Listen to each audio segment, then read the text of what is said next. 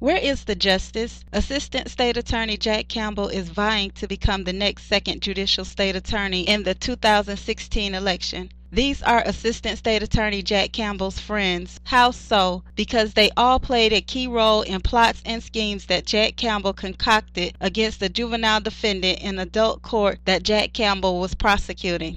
For instance, let's look at Dewan J. Williams, an already convicted felon. Mr. Williams pulled armed robberies on 2 local Tallahassee banks in 2012. Thanks to the Southeast Regional Fugitive Task Force and the Tifton County Sheriff's Office in Tifton, Georgia, Mr. Williams was apprehended without incident. Mr. Williams was soon booked into the Leon County Jail on May 23, 2012. In June 2012, after his first meeting with State Attorney Investigator Jason Newlin, Mr. Williams was immediately released from the Leon County Jail and then provided with money and other special items from Leon County Sheriff's Office and the State Attorney's Office. After the money was spent, Mr. Williams was charged by Gadsden County officials with armed home invasion robbery, with kidnapping, forgery, and a laundry list of other charges. Listen to the other charges for yourself.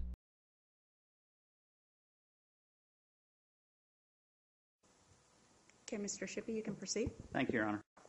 You currently have 4 separate pending cases in Leon County. Is that correct? Yes. And in addition to what you have pending in Leon County, you also have another case pending in Gadsden County. Is that correct? Yes.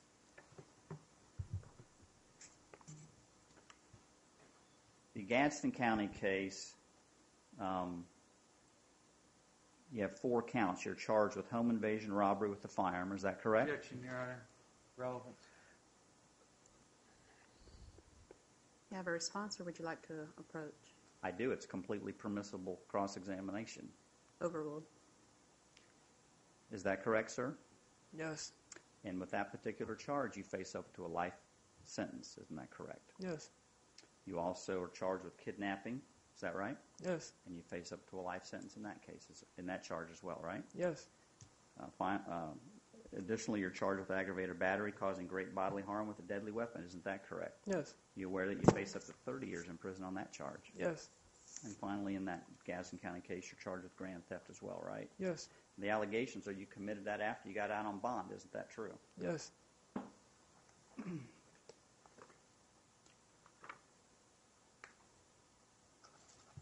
In Leon County, you have 2 separate cases in which you're charged in each case with robbery. Isn't that correct? Yes. And those are bank robberies? Yes. And you face up to 15 years in prison on each of those. Isn't that true? Yes. Then you have 2 additional cases in which you're charged with multiple counts of criminal use of personal identification information and grand theft. Isn't that true? Yes. And each of those, you're facing up to 5 years in prison on each of those Yes. counts.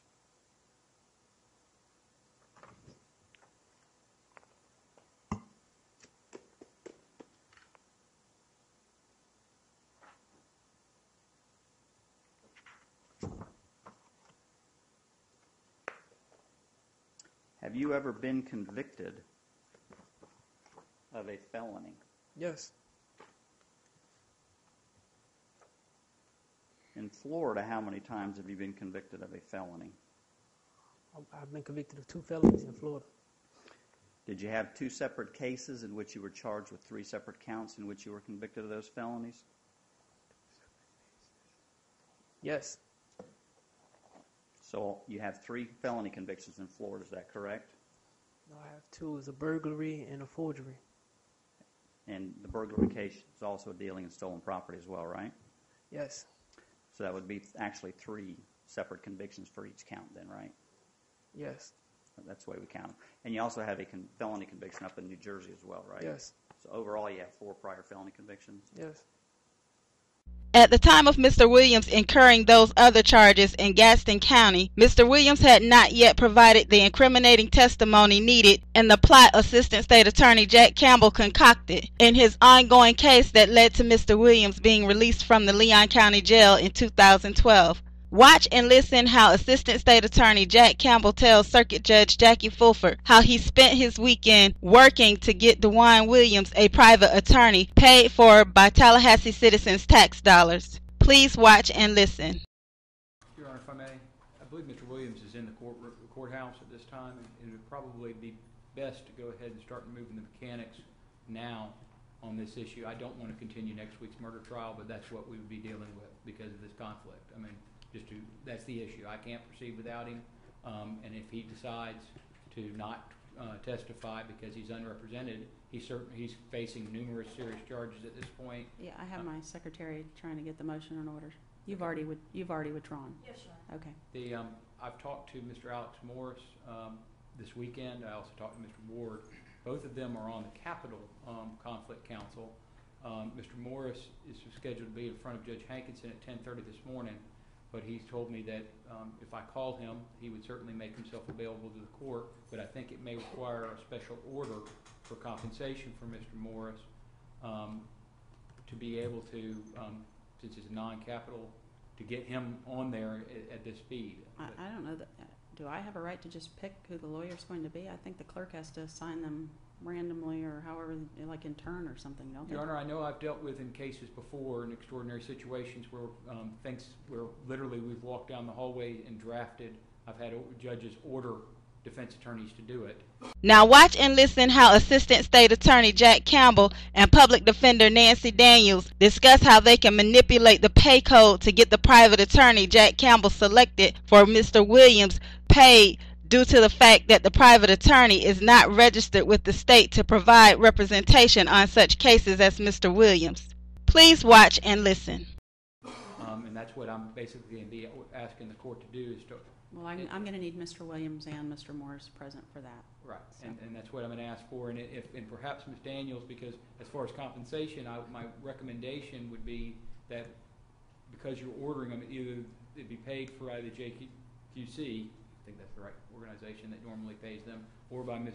Daniels' office for Mr. Morris's, because once again, we are dealing with an emergency situation where, a double homicide, it would frustrate a lot of our ability to proceed. So that's my recommendation, is if we do it that way, perhaps we can sidestep and make sure that both Mr. Morris is compensated for his work and that we have lawyers and we can proceed on this trial.